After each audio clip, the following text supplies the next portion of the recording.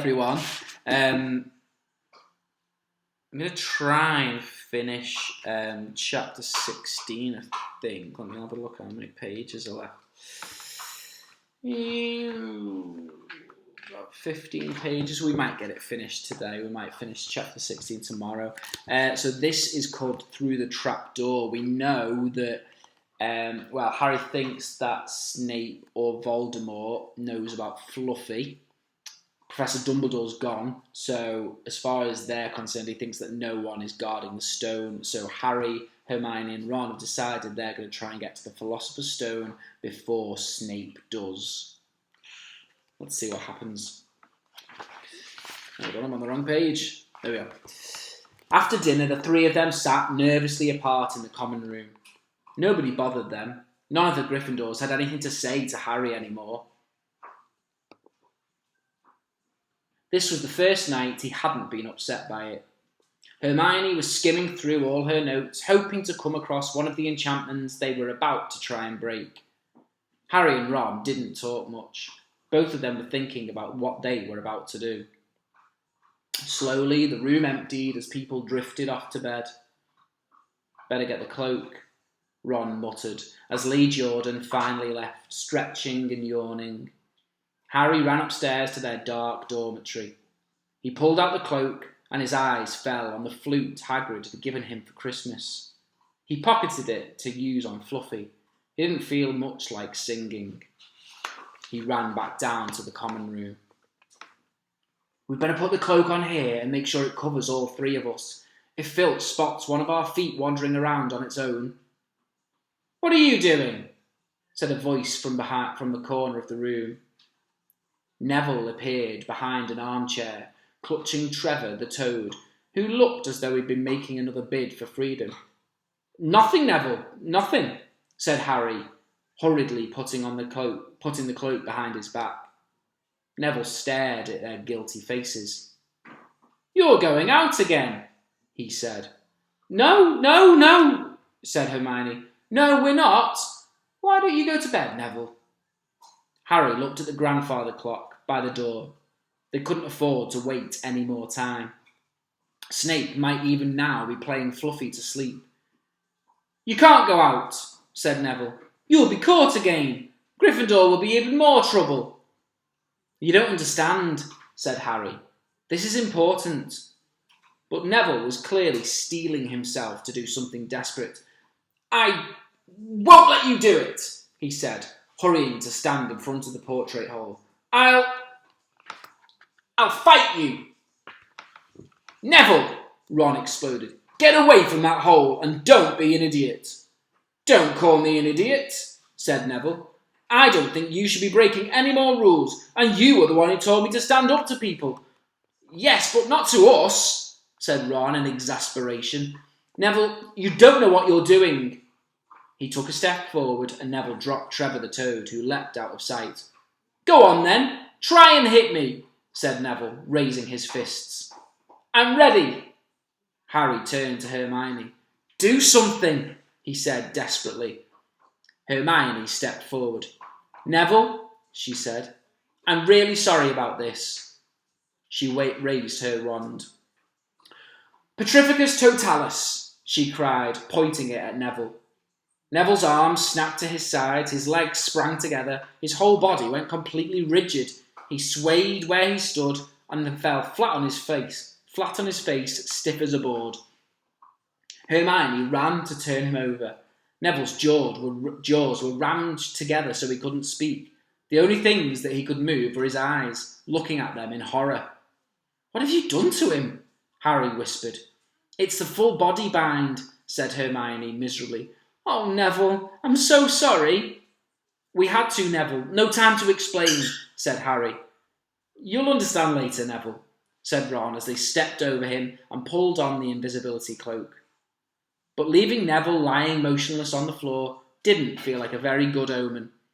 In their nervous state, every statue's shadows looked like Filch. Every distant breath of wind sounded like Peeves swooping down on them.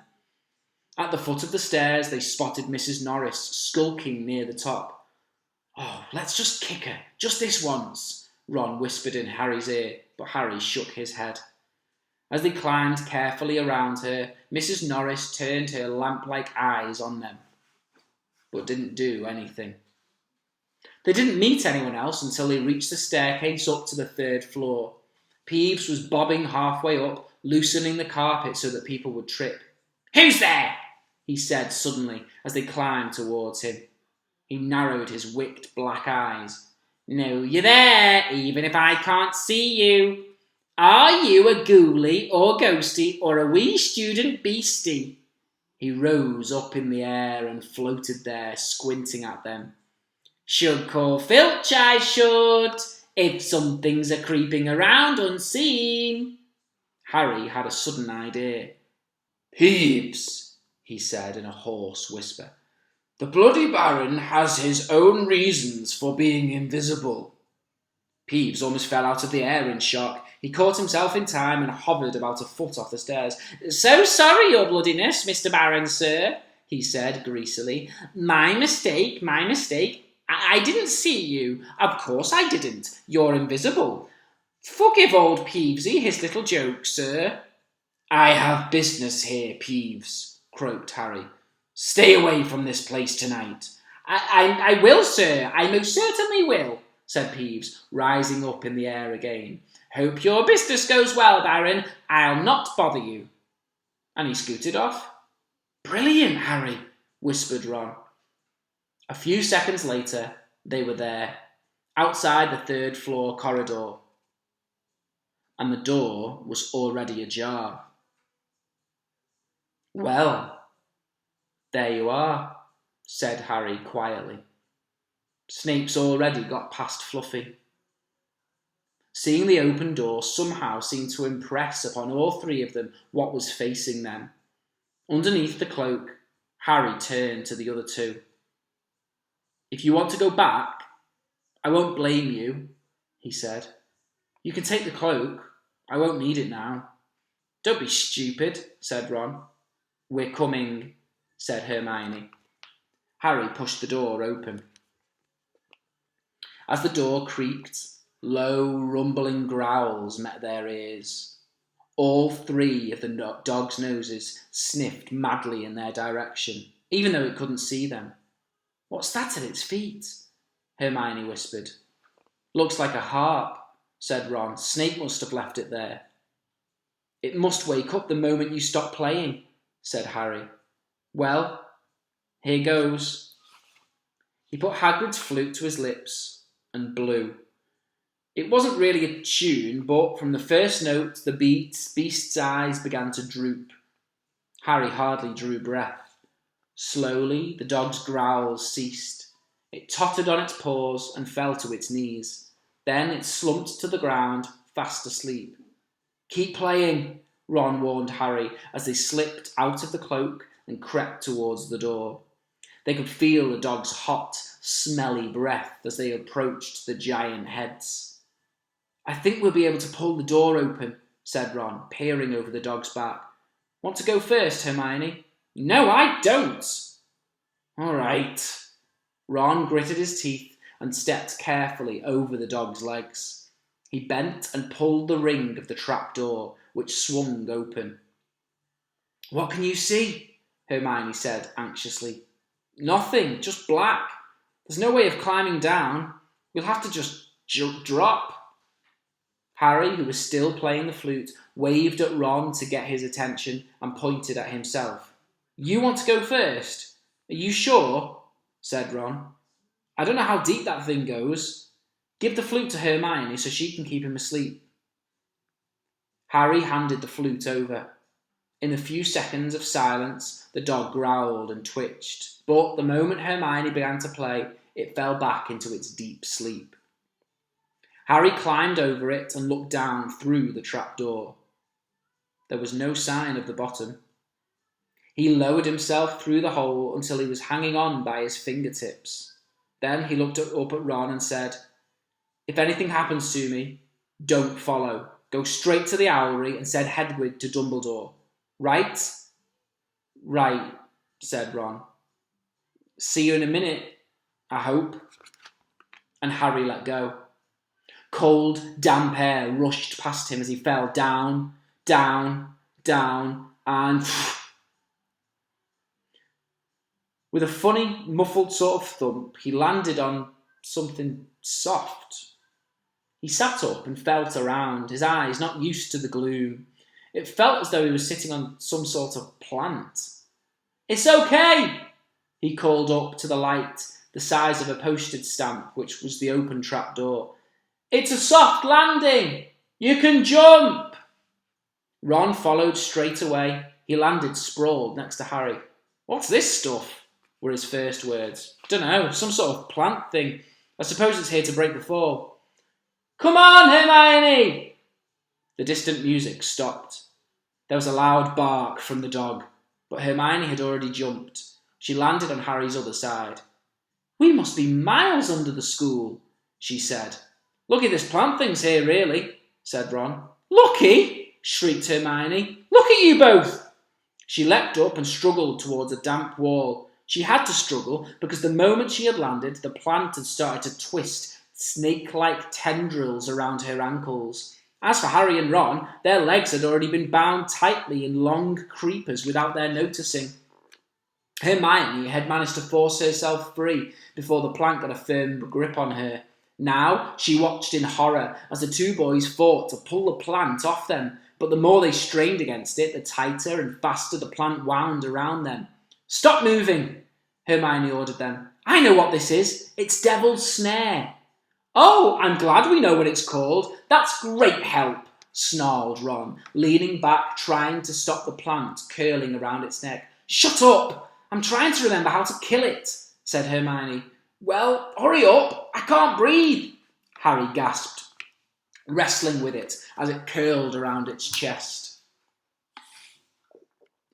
Devil's Snare, Devil's Snare. What did Professor Sprout say? It likes the dark and damp. So light a fire, Harry choked. Yes, of course. But there's no wood, Hermione cried, wringing her hands. Have you gone mad? Are you a witch or not? Ron bellowed. Oh, right, said Hermione, and she whipped out her wand, waved it, muttered something, and sent a jet of the same bluebell flame she had used on Snape at the plant. In a matter of seconds, the two boys felt it loosening its grip as it cringed away from the light and warmth. Wriggling and flailing, it unravelled itself from their bodies, and they were able to pull free. Lucky you pay attention in herbology, Hermione, said Harry, as he joined her by the wall, wiping sweat off his face. Yeah, said Ron, and lucky Harry doesn't lose his head in a crisis. There's no wood, honestly. This way, said Harry, pointing down a stone passageway which was the only way on. All they could hear, apart from their footsteps, was the gentle drip of water trickling down the walls. The passageway sloped downwards, and Harry was reminded of Gringotts. With an unpleasant jolt of the heart, he remembered the dragons said to be guarding vaults in the Wizard's Bank. If they met a dragon, a fully grown dragon, Norbert had been bad enough. Can you hear something? Ron whispered. Harry listened. A soft rustling and clinking seemed to be coming from up ahead. Do you think it's a ghost? I don't know. Sounds like wings to me. There's a light ahead. I can see something moving. They reached the end of the passageway and saw before them a brilliantly lit chamber, its ceiling arching high above them. It was full of small, jewel-bright birds, fluttering and tumbling all around the room. On the opposite side of the chamber was a heavy wooden door. Do you think they'll attack us if we cross the room? Said Ron. Probably, said Harry. They don't look very vicious, but I suppose if they all swoop down at once... Well, there's nothing for it. I'll run. He took a deep breath, covered his face with his arms and sprinted across the room. He expected to feel sharp beaks and claws tearing at him any second, but nothing happened. He reached the door untouched. He pulled the handle, but it was locked. The other two followed him. They tugged and heaved at the door, but it would not budge, not even when Hermione tried her Alohomora charm. "Now what?" said Ron. "These birds.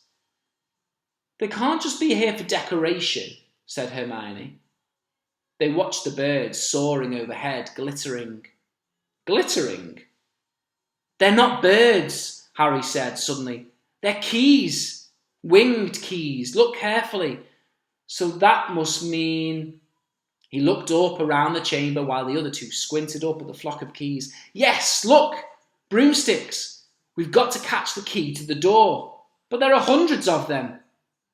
Ron examined the lock on the door. "We're looking for a big, old-fashioned one. Probably silver like the handle." They seized a broomstick each and kicked off in the air, soaring into the midst of the cloud of keys. They grabbed and snatched, but the bewitched keys darted and dived so quickly it was impossible to catch one. Not for nothing, though, was Harry the youngest seeker in a century. He had a knack for spotting things other people didn't. After a minute's weaving about through the whirl of rainbow feathers, he noticed a large silver key that had a bent wing, as if it had already been caught and stuffed roughly into the keyhole. "That one!" he called to the others. "That big one! There! No, there! With bright blue wings! Oh, the feathers are all crumpled on one side!" Ron went speeding in the direction that Harry was pointing, crashed into the ceiling and nearly fell off his broom. "We've got to close in on it," Harry called, not taking his eye off the key with a damaged wing. "Ron, you come at it from above. Hermione, stay below it and stop going down, and I'll try and catch it. Right now!" Ron dived, Hermione rocketed upwards, the key dodged them both, and Harry streaked after it. It sped towards the wall. Harry leaned forward with a nasty, crunching noise, pinned it against a stone with one hand. Ron and Hermione's cheers echoed around the high chamber. They landed quickly, and Harry ran to the door, the key struggling in his hand. He rammed it into the lock and turned. It worked. The moment the lock had clicked open, the key took flight again, looking very battered now that it had been caught twice. "Ready?" Harry asked the other two, his hand on the door handle. They nodded. He pulled the door open. The next chamber was so dark they couldn't see anything at all. But as they stepped into it, light suddenly flooded the room to reveal an astonishing sight. They were standing on the edge of a huge chessboard. Behind the black chessmen, which were all taller than they were, and carved from what looked like black stone. Facing them, way across the chamber, were the white pieces. Harry, Ron, and Hermione shivered slightly. The towering white chessmen had no faces. "Now what do we do?" Harry whispered. "It's obvious, isn't it?" said Ron. "We've got to play our way across the room." Behind the white pieces they could see another door. "How?" said Hermione nervously. "I think," said Ron, "we're going to have to be chessmen." He walked up to a black knight and put his hand out to touch the knight's nose. At once the stone sprang to life. The horse pawed the ground and the knight turned his helmeted head down to look at Ron. "Do we, have to join you to get across?" The black knight nodded. Ron turned to the other two. "This wants thinking about," he said. "I suppose we've got to take the place of 3 of the black pieces." Harry and Hermione stayed quiet, watching Ron think. Finally he said, "Now, don't be offended or anything, but neither of you are that good at chess." "We're not offended," said Harry quickly. "Just tell us what to do." "Well, Harry, you take the place of that bishop, and Hermione, you go there instead of that castle." "What about you?" "Me? I'm going to be a knight," said Ron. The chessmen seemed to have been listening, because at those words, a knight, a bishop, and a castle turned their backs on the white pieces and walked off the board, leaving 3 empty squares, which Harry, Ron, and Hermione took. "White always plays first in chess," said Ron, peering across the board. "Yeah, look." A white pawn had moved forward 2 squares. Ron started to direct the black pieces. They moved silently wherever he sent them. Harry's knees were trembling. What if they lost? Harry, move diagonally 4 squares to the right. Their first real shot came when their other knight was taken. The white queen smashed him to the floor and dragged him off the board, where he lay, quite still, face down. Had to let that happen, said Ron, looking shaken. Leaves you free to take that bishop. Hermione, go on. Every time one of their men was lost, the white pieces showed no mercy. Soon there was a huddle of limp black players slumped along the wall. Twice, Ron only just noticed in time that Harry and Hermione were in danger. He himself darted around the board, taking almost as many white pieces as they had lost black ones. We're nearly there, he muttered suddenly. Let me think. The white queen turned her blank face towards him. Yes, said Ron softly. It's the only way. I've got to be taken. No! Harry and Hermione shouted. That's chess, snapped Ron. You've got to make some sacrifices. I'll make my move and she'll take me. That leaves you to checkmate the king, Harry. But do you want to stop Snape or not? But look, if you don't hurry up, he'll already have the stone. There was nothing else for it. Ready? Called Ron, his face pale but determined. Here I go. Now, don't hang around once you've won. He stepped forward and the White Queen pounced. She struck Ron hard around the head with her stone arm and he crashed to the floor. Hermione screamed but stayed on her square. The White Queen dragged Ron to one side. He looked as if he'd been knocked out. Shaking, Harry moved 3 spaces to the left. The White King took off his crown and threw it at Harry's feet. They had won. The chessmen parted and bowed, leaving the door ahead clear. With one last desperate look back at Ron, Harry and Hermione charged through the door and up the next passageway. What if he'll be all right, said Harry, trying to convince himself. What do you reckon's next? We've had Sprouts, that was the devil's snare. Flitwick must have charmed the keys. McGonagall transfigured the chessmen to make them alive. That leaves Quirrell's spell and Snape's. They had reached another door.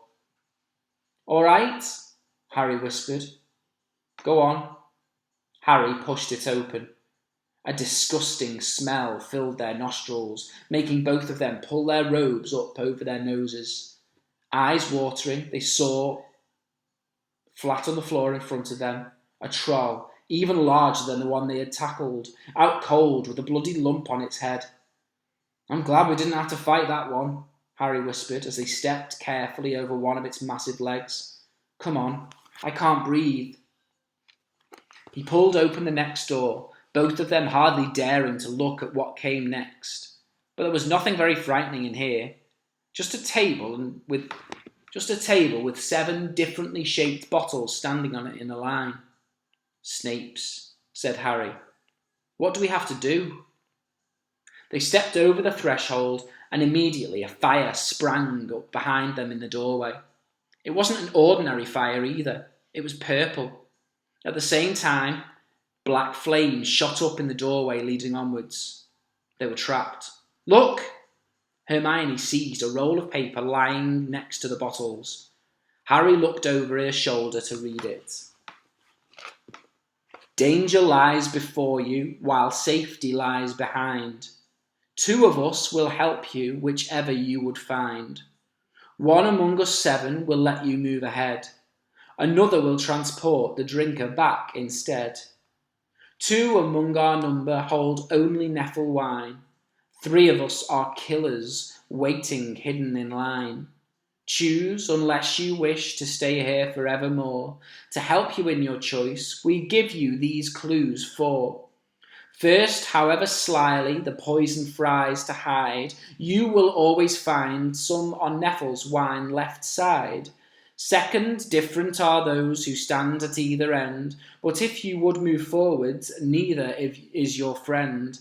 Third, as you see clearly, all are different size. Neither dwarf nor giant holds death in their insides. Fourth, the second left and second on the right are twins once you taste them, though different at first sight. Hermione let out a great sigh, and Harry, amazed, saw that she was smiling. The very last thing he felt like doing. Brilliant, said Hermione. This isn't magic, it's logic, a puzzle. A lot of the greatest wizards haven't even got an ounce of logic. They'd be stuck in here forever. But so will we, won't we? Of course not, said Hermione. Everything we need is here on this paper. And you can see that the paper is written in someone's handwriting. Everything we need is here on this paper. 7 bottles. 3 are poison, 2 are wine. 1 will get us safely through the black fire, and 1 will get us back through the purple. But how do we know which one to drink? Give me a minute. Hermione read the paper several times. Then she walked up and down the line of bottles, muttering to herself and pointing them out. At last, she clapped her hands. Got it, she said. The smallest bottle will get us through the black fire towards the stone. Harry looked at the tiny bottle. There's only enough for one of us, he said. That's hardly 1 swallow. They looked at each other. Which one will get you back through the purple flames? Hermione pointed at a rounded bottle at the right end of the line. You drink that, said Harry. No, listen. Get back and get Ron. Grab brooms from the flying key room. They'll get you out of the trapdoor and past Fluffy. Go straight to the owlery and send the Hedwig to Dumbledore. We need him.